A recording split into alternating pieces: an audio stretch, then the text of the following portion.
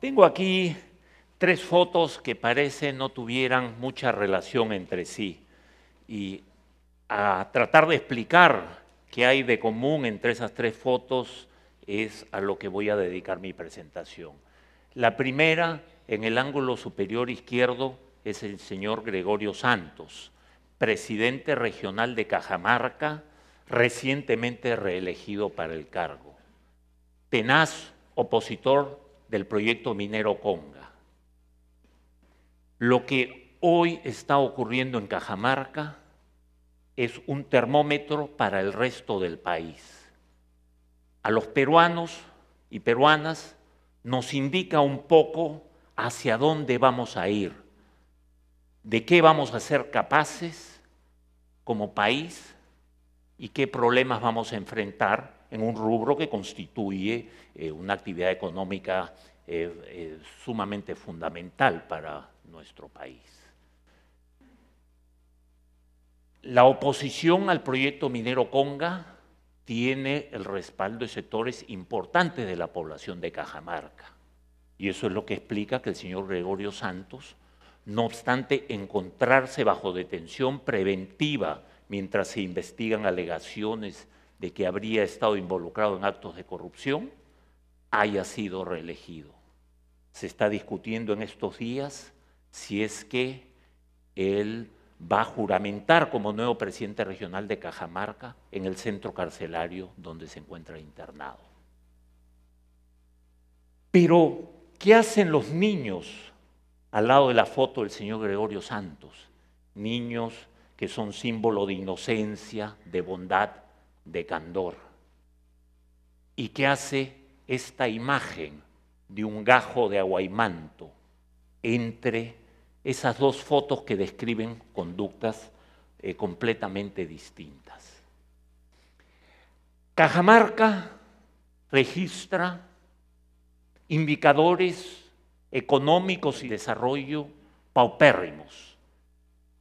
Es la tercera región con el Producto Bruto Interno más bajo de todo el país, es decir, es la tercera región más pobre del país.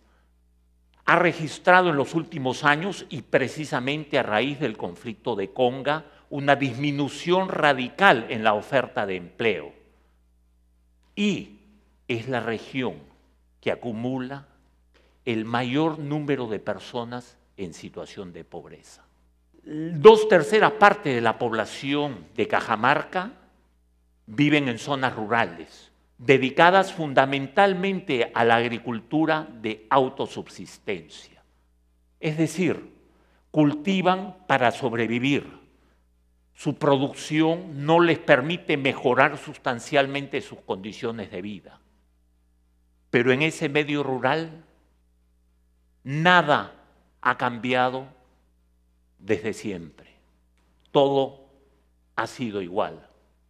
Pero debo corregir, todo fue igual. Hasta alrededor de mediados de los años 90, donde de pronto todo el horizonte social y cultural de Cajamarca se conmovió con la llegada de una enorme empresa minera.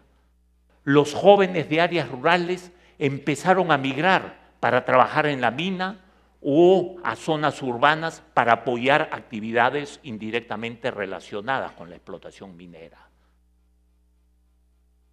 Miles de personas de fuera de la región de Cajamarca de pronto llegaron y se instalaron ahí. El costo de vida se disparó abismalmente. Los caminos, calles y carreteras se empezaron a llenar de los camiones y camionetas de la empresa minera. Y a nada siguió siendo igual. Y la gente tiene miedo. Ve que todo esto que ha alterado tan rápida y radicalmente su entorno y sus condiciones de vida podría acentuarse todavía más hacia el futuro si es que el proyecto Conga fuera a ser desarrollado. La gente teme que el medio ambiente vaya a ser dañado, que su agricultura no se pueda desarrollar y que, por lo tanto, el horizonte hacia adelante empiece a ser peor de lo que ya es ahora. Esta es una foto que la tomé yo en el año 2012, en junio, en el pueblo de San Pablo, en Cajamarca. Me llamó la atención en aquella época y me sigue conmoviendo ese sentido tan radical, el rostro inusualmente indignado de un bebé, las palabras que no dejan margen para poder conversar y tratar de ponerse de acuerdo. Conga no va. ¿Qué hacemos? ¿Tiene solución Cajamarca? Es extremadamente importante, no solo para Cajamarca, sino para todo el país, tratar de lograr un entendimiento y eventualmente lograr desarrollar actividades mineras responsables ahí. Los niveles de pobreza que tiene Cajamarca no pueden ser transformados si es que no es a través de una actividad que implica un flujo tan significativo de recursos, tan intensamente invertidos, como los puede eventualmente brindar la actividad minera. Pero el problema es que la gente no quiere. La pregunta solo puede admitir una respuesta. Sí, y claramente sí. Cajamarca tiene que tener futuro, debemos ser capaces de ponernos de acuerdo. Y es a eso a lo que me quiero referir. Permítanme una digresión para comenzar. El concepto de factor de neutralidad es un concepto sumamente importante. Básicamente, en base a la experiencia en muy diversas partes del mundo, frente a situaciones de conflicto agudo, lo que se plantea es la necesidad de identificar factores de coincidencia que puedan seguir subsistiendo o que pudieran crearse entre partes que están tremendamente enfrentadas. El fútbol es un factor de neutralidad formidable. Mis alumnos en los centros académicos militares me contaban en alguna ocasión que en los comienzos de los años 90, cuando el Perú y el Ecuador no habían resuelto sus diferencias fronterizas, había destacamentos militares peruanos y ecuatorianos puestos a 1 kilómetro de distancia en la zona de frontera disputada. Los soldados llevaban de uno y otro lado una vida tremendamente aburrida mirándose a la distancia. Pero en las tardes jugaban fútbol. En eso sí se habían puesto de acuerdo. Sabían que en algún momento desde sus capitales les iba a llegar la orden de que se metieran balazos. Pero mientras eso no ocurriera, podían coincidir en jugar fútbol. El fútbol es un gran factor de neutralidad. Los niños lo son también. Y eso se ha probado en diversas experiencias internacionales. En El Salvador, en los años 80, hubo una situación de guerra civil. No había familia en El Salvador que no tuviera muertos del lado de la guerrilla y muertos del lado de la fuerza del orden. Y en ese contexto, los salvadoreños y la comunidad internacional se planteaban desesperadamente qué hacemos para acabar con esta sangría. Y a alguien se le ocurrió, ¿por qué no negociamos una tregua para que durante 3 días los equipos de vacunación puedan recorrer el país y vacunar a todos los niños? Ni la guerrilla ni las Fuerzas Armadas podían oponerse a un planteamiento de ese tipo y ciertamente no se opusieron. Se hizo la campaña de vacunación y eso ayudó a empezar a crear un consenso básico sobre el cual luego se construyó un acuerdo de paz que hace que hoy El Salvador, relativamente pocos años después, sea un país extremadamente próspero. Y hoy la huella de la guerra civil haya quedado totalmente en la memoria histórica. Acuerdos de paz de Oslo, 1993.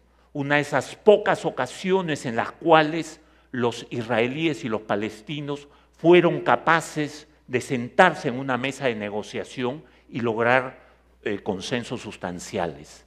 A raíz de esos acuerdos de paz se creó la Autoridad Autónoma de Palestina. Cuentan los negociadores de uno y otro lado respecto a una circunstancia absolutamente espontánea, que nadie la había previsto, pero que fue muy importante. Negociaban en la casa de campo el ministro de Relaciones Exteriores de Noruega, en las afueras de Oslo. Después de largas horas de discusiones y de tremendos desacuerdos, salían de a ratos al jardín a tomarse un café. Y ahí estaba el hijito del ministro de Relaciones Exteriores, jugando en su casa. Y los negociadores de uno y otro lado no resistieron y empezaron a jugar con el niño.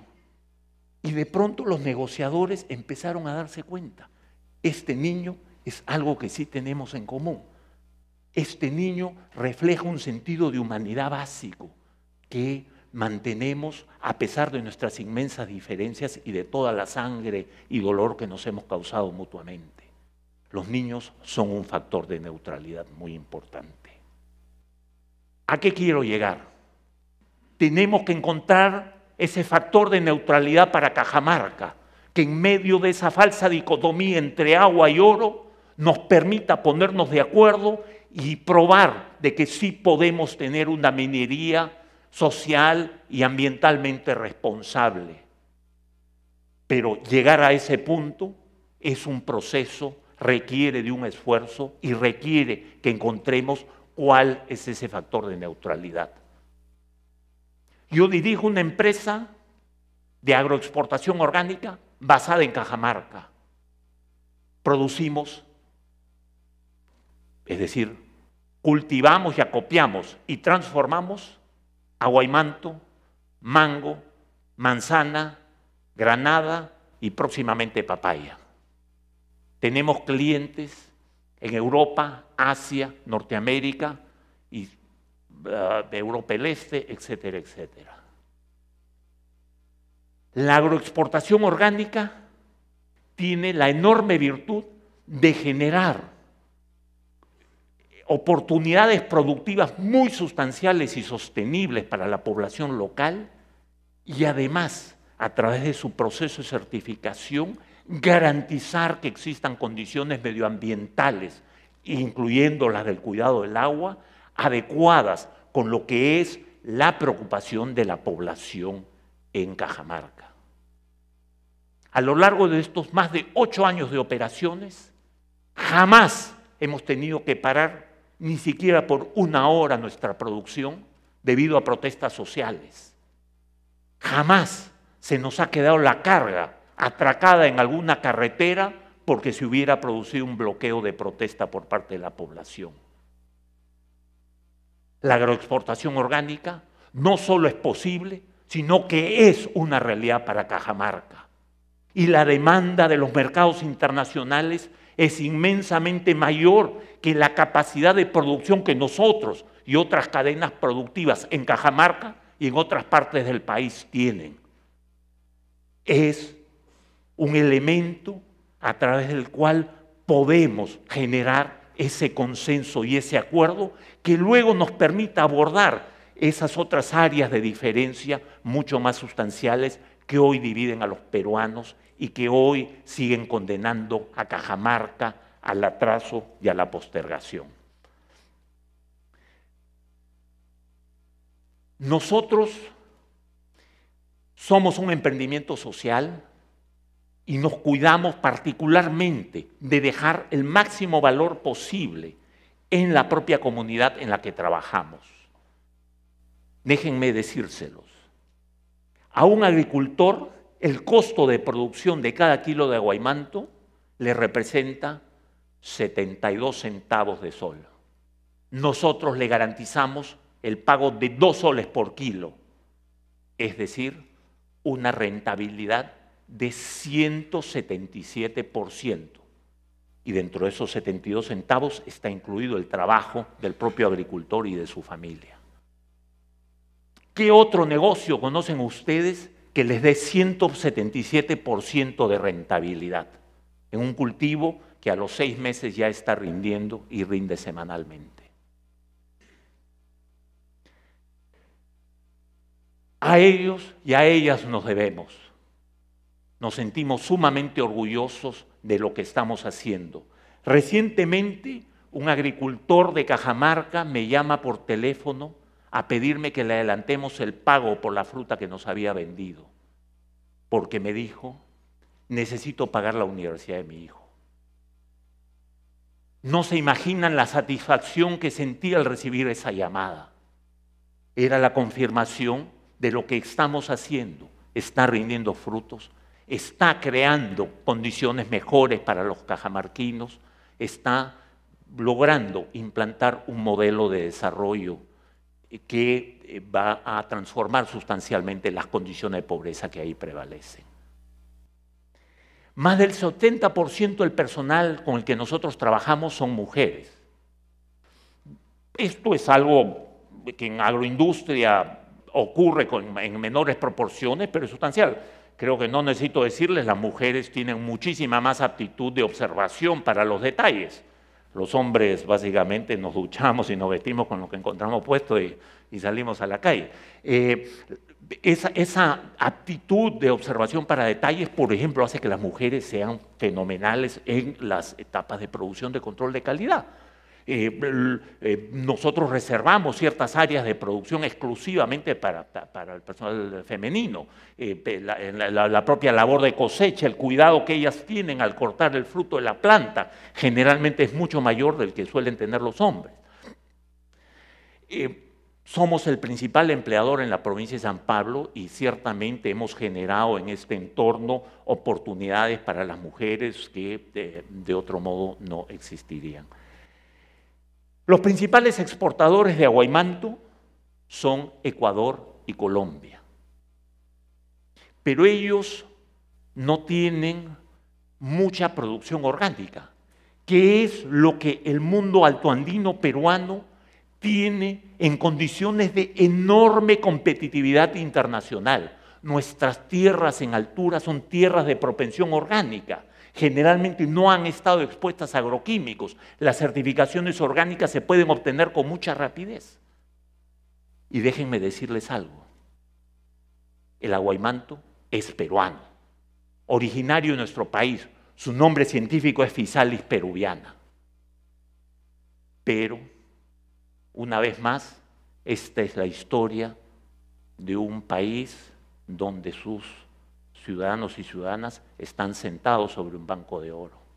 Los grandes exportadores son otros. Pero estamos contribuyendo a cambiar esa situación. Hoy, la producción de las 3 provincias más conflictivas de Cajamarca en contra de la inversión minera llega a los principales y más exigentes mercados en los 5 continentes del mundo. Y puede seguir creciendo. Algo más, desarrollo alternativo. Una de las provincias en las que trabajamos es la de Bambamarca, que lamentablemente tiene hoy la distinción, aunque las autoridades parecen no haberse dado cuenta todavía, de ser la principal productora de amapola y de látex de opio. Y nosotros representamos la principal competencia productiva contra esa ilícita actividad. Y nos sentimos orgullosos de ellos. Cajamarca tiene futuro. Ya lo venimos demostrando y es muchísimo más lo que se puede hacer. Podemos ponernos de acuerdo, el Perú y Cajamarca lo merecen. Muchas gracias.